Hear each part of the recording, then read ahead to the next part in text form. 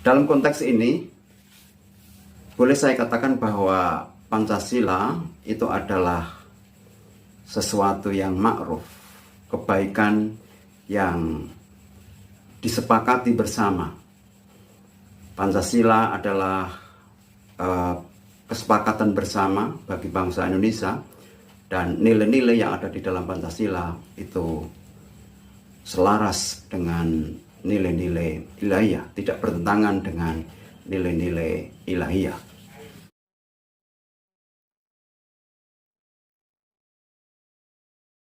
Assalamualaikum warahmatullahi wabarakatuh. Salam kebaikan. Selamat datang di channel saya, Tontowi Johari, wong desa asli dari Kabupaten Boyolali. Sahabat TC, saya akan mengucapkan selamat kepada Habib Rizik Syihab atas bebas bersyarat yang ia terima. Bebas dari kungkungan Hotel Prodio dan menghirup udara segar kebebasan. Kebebasan sebagaimana yang ada di dalam negara demokrasi. Saya tidak akan berbicara terkait dengan persoalan hukum yang menimpa Habib Rizik Syihab. Apakah ada diskriminasi hukum? Apakah ada ketidakadilan yang ada di situ terkait dengan perkara yang menimpanya? Kalau ada ketidakadilan di situ, maka Habib Rizik Syihab sebenarnya bisa bersyukur atas peristiwa tersebut. Sebagai orang yang beriman, pada saat memperoleh suatu perlakuan yang tidak adil atau dizalimi, dan kemudian sabar dan tidak ada dendam di situ, maka ada nilai-nilai yang bisa diperoleh dari situ. Saya harap Habib Rizik Syihab sabar dan tidak ada dendam atas peristiwa yang menimpanya. Yang berikutnya ingin saya sampaikan, ya ikhwan, insya Allah saya bersama-sama dengan para habaib dan para kiai yang selama ini kita berjuang bersama-sama akan tetap istiqamah berjuang di jalan Allah. Akan tetap kita menyampaikan yang hak itu hak, yang batil itu batil. Walaupun seisi dunia mencerca, walaupun kita harus menghadapi resiko seberat apapun, ya ikhwan. Karena amar ma'ruf nahi munkar adalah perintah Allah dan tidak boleh kita abaikan dengan alasan apapun. Nah, karenanya saudara, dalam kesempatan ini juga ingin kami sampaikan, saya dan kawan-kawan semua, para habaib, para ulama seperjuangan, tidak akan meninggalkan umat, tidak akan mengkhianati umat.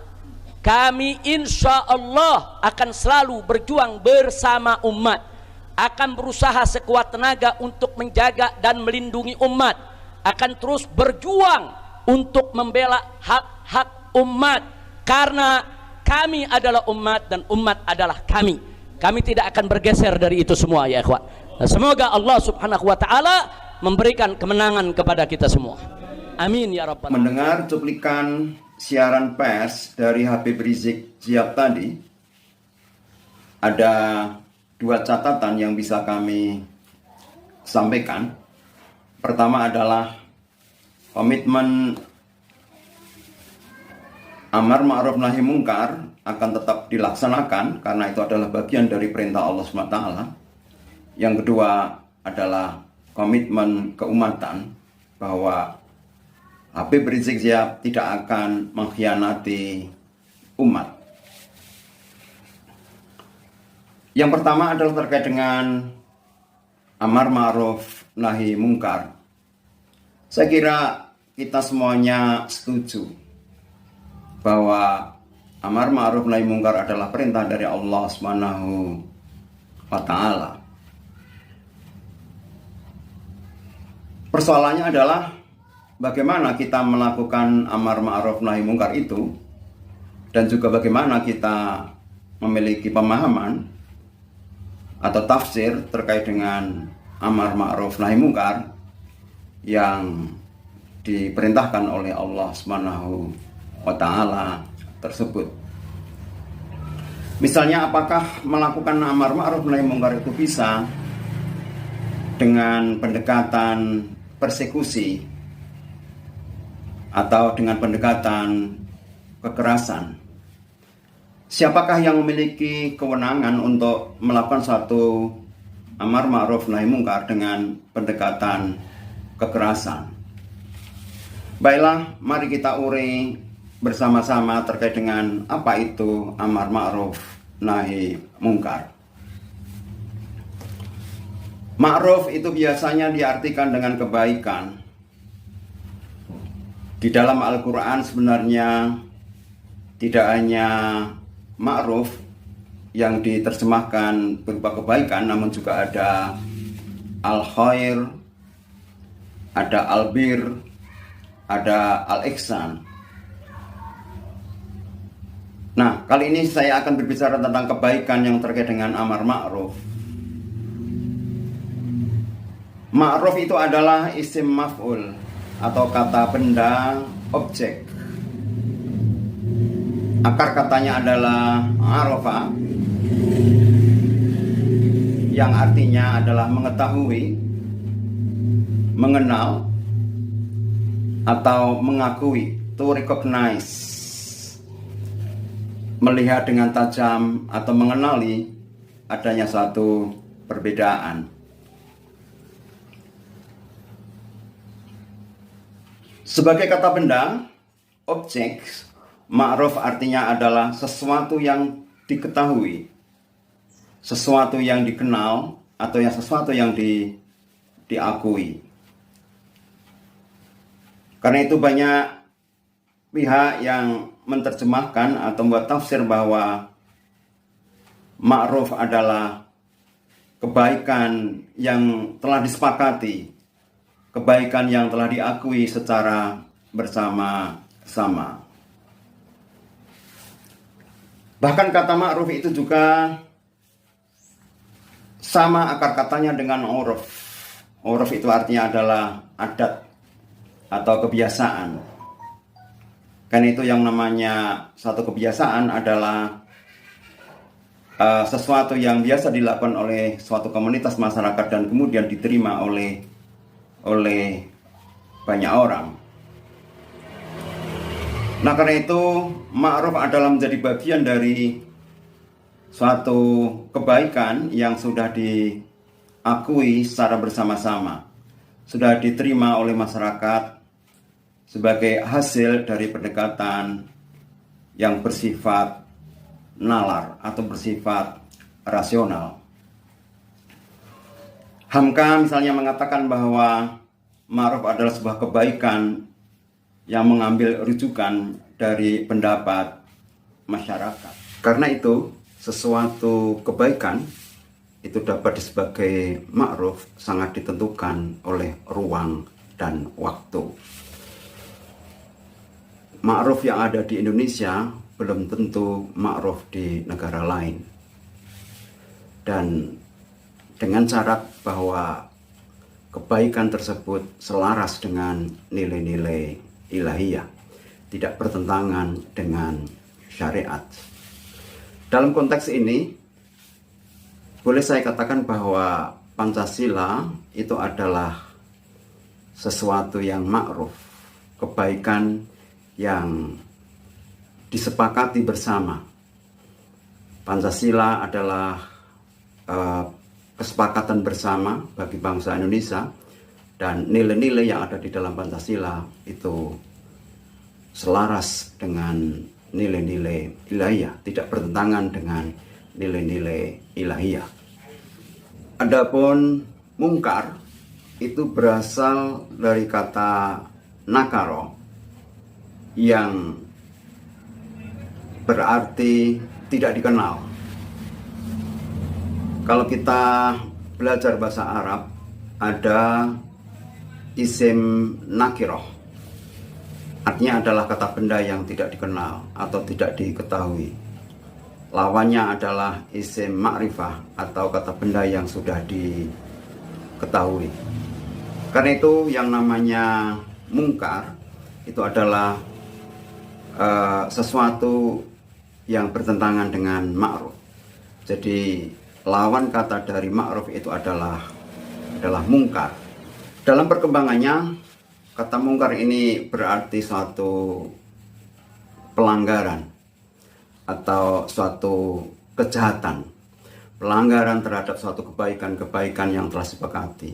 Karena itu mungkar adalah bentuk dari pelanggaran dan kejahatan yang telah disepakati dalam suatu masyarakat. Mungkar adalah setiap perbuatan yang menurut akal sehat tercela dan oleh syariat pun dipandang sebagai tercela.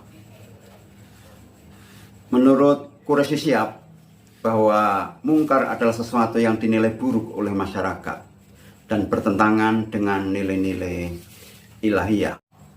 Nah, bagaimana kita harus melakukan amar ma'ruf nahi mungkar?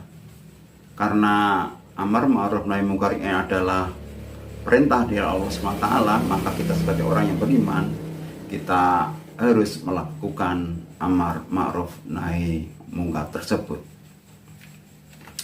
Tentu kita melakukan amar ma'ruf harus dengan cara-cara ma'ruf. Kita tidak melakukan amar ma'ruf dengan cara-cara mungkar. Dan juga untuk melakukan nahi mungkar juga dengan cara-cara ma'ruf. Kita tidak melakukan nahi mungkar dengan cara-cara mungkar. Persoalannya adalah, dapatkah kita melakukan amar ma'ruf nahi mungkar dengan cara-cara paksa, dengan cara-cara kekerasan atau persekusi? Dan siapa yang berhak untuk punya hak paksa, punya hak untuk melakukan kekerasan terhadap penegakan amar ma'ruf nahi mungkar?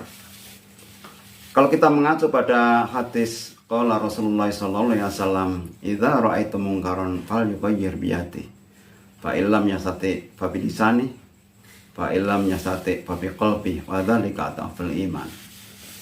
Rasulullah bersabda bahwa jika engkau melihat kemungkaran, maka rubahlah dengan tanganmu atau rubahlah dengan kekuasaanmu. Jika tidak bisa, maka rubahlah dengan lisan, dan jika tidak bisa dengan lisan, maka rubahlah dengan hatimu atau di batin. Akan tetapi yang terakhir ini tergolong orang-orang yang adhaful iman atau selemah-lemah iman. Memahami hadis ini, karena itu Syed Qutb membuat tafsir bahwa amar ma'ruf, karena amar itu berasal dari kata amaro yang berarti memerintah, maka yang efektif untuk melakukan amar ma'ruf nahi mungkar itu adalah dengan kekuasaan. Kemudian terkait dengan komitmen Habib Rizik Syihab terkait dengan akan senantiasa berbuat untuk umat dan tidak mengkhianati umat, maka itu patut untuk diapresiasi. Saya dan kawan-kawan semua, para habaib, para ulama seperjuangan, tidak akan meninggalkan umat, tidak akan mengkhianati umat.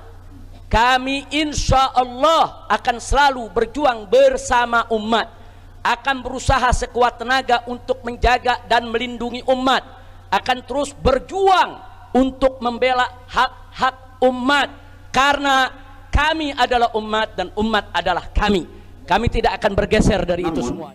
Kalau kita merujuk pada surat Ali Imran ayat 110, bahwa umat itu posisinya adalah sebagai subjek, bukan sebagai objek.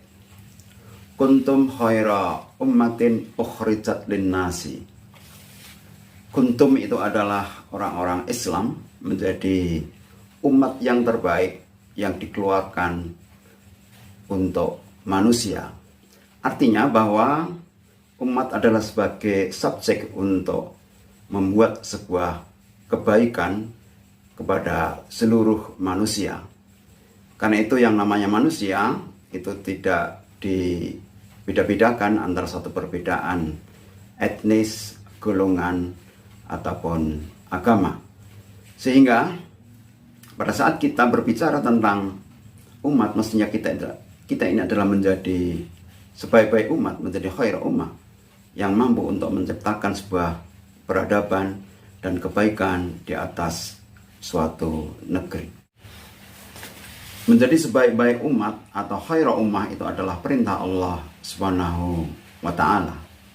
Maka mestinya kita sebagai umat Islam itu bisa menjadi teladan atas umat-umat yang lain. Menjadi teladan atas komunitas manusia yang mempunyai berbagai macam latar belakang agama. Dan kita akan meningkat derajatnya lebih tinggi lagi pada saat kita tidak hanya menjadi sebaik-baik umat atas manusia yang lain, akan tetapi kita bisa menjadi rahmat untuk seluruh isi alam semesta. Dalam surat Al-Anbiya ayat 107, wa ma arsalnaka illa rahmatan lil alamin. Dan tidaklah kami mengutus kamu itu adalah Rasulullah SAW, kecuali adalah dalam rangka rahmat untuk sekalian alam. Oleh karena itu, kita sebagai penerus risalah Rasulullah SAW, maka wajib hukumnya untuk melanjutkan risalah Rasulullah SAW untuk menjadi rahmat terhadap seluruh makhluk alam semesta. Rahmat itu adalah berarti kasih sayang, dan di dalam kasih sayang itu berarti kita sebagai pengikut Rasulullah SAW bisa menciptakan kasih sayang terhadap seluruh isi makhluk yang ada di muka bumi ini.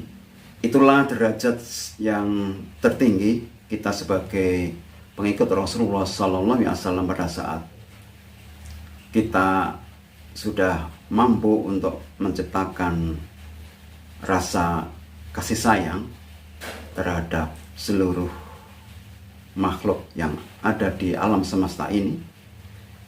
Kita juga melakukan kasih sayang terhadap seluruh manusia tanpa melihat latar belakang.